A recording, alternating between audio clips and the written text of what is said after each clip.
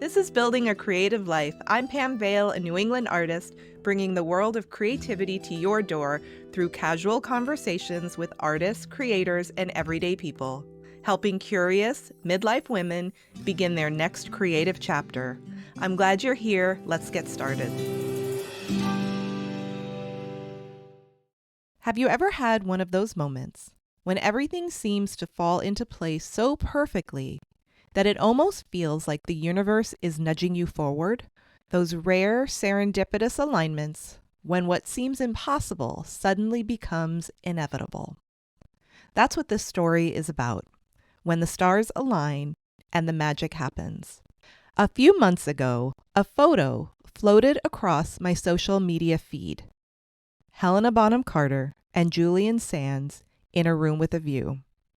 It's my favorite film of all time, so of course it caught my eye.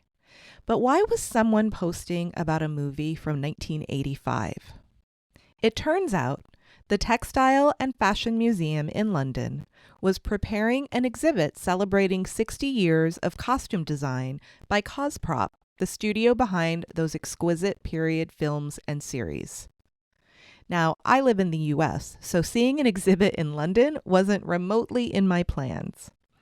But within weeks, another post appeared, this time from the Victoria and Albert Museum, announcing a new Marie Antoinette exhibit with never-before-seen pieces exploring her influence on fashion, decor, and design. That's when something shifted. You know that feeling when inspiration tugs at you before your mind has a chance to catch up? I felt that pull deep in my gut. I threw out a casual text to a childhood friend. Would you ever want to go to London for a quick girls' trip? And she replied immediately, yes, please. From there, the universe seemed to clear a path. I discovered unused airline points. The airline launched a reward sale. My friend found a perfect home exchange, and within days, we were booked. 3 months later, we were standing in London, tickets in hand for that opening weekend. Now here's where the artist mindset comes in. When we live like artists, we pay attention to patterns, intuition, and timing. We notice when something bigger than us seems to be steering the course. We don't dismiss it. We follow it.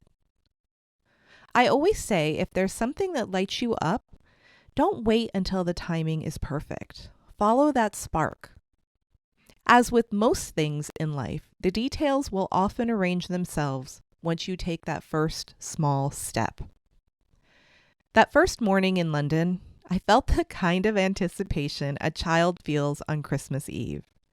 When the doors finally opened, I was completely unprepared for what I saw. Row after row of breathtaking costumes up close and personal. You could see every hand-sewn stitch, every tiny bead, every texture of silk and brocade. It was like walking into a world built entirely from imagination and skill. I realized what moved me the most wasn't just nostalgia. It was the craftsmanship. These garments were made with care most of us rarely see anymore. Every detail mattered, even those that were invisible on screen. You could feel the devotion in the work, and that, I think, is where artistry really is, the invisible effort that transforms ordinary work into something timeless. Standing there, I started thinking about how we each can bring that kind of craftsmanship to our own lives. Maybe it's not with fabric or embroidery, but with attention and with presence, and with how we build our days. Because living like an artist isn't about making art, it's about how we see. So here are a few prompts and takeaways to help you live like an artist the next time something unexpected lights you up. Number 1, follow the nudge. If something sparks your curiosity or excitement, honor it. You don't need a full plan, just take one small step towards it. And that's where the magic starts. Number 2, pay attention to detail. Whether it's the texture of fabric, the flavor of a meal, or the light at a certain hour, Let yourself slow down enough to see and feel it deeply. Capture what you notice.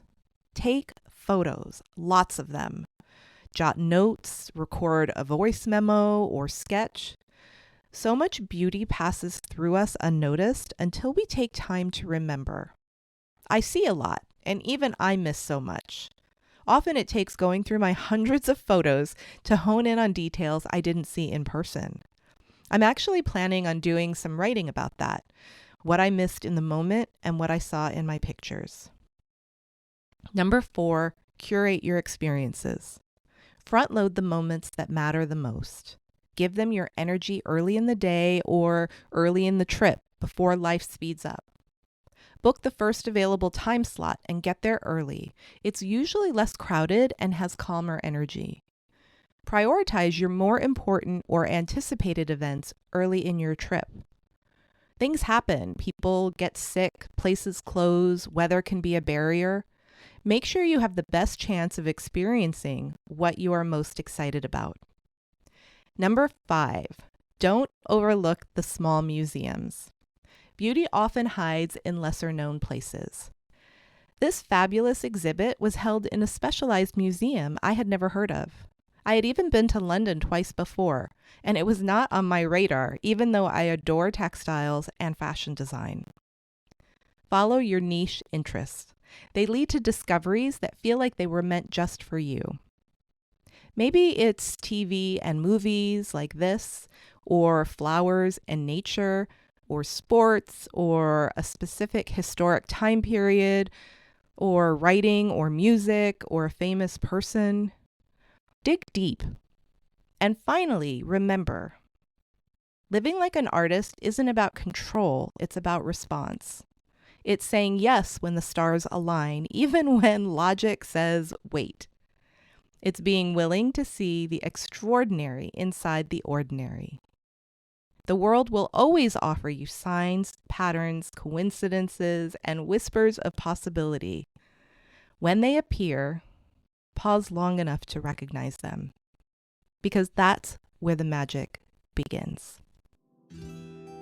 Thank you so much for spending time with me today. If you enjoyed this episode, subscribe for free and share it with a friend. It helps others find the show and grows our community.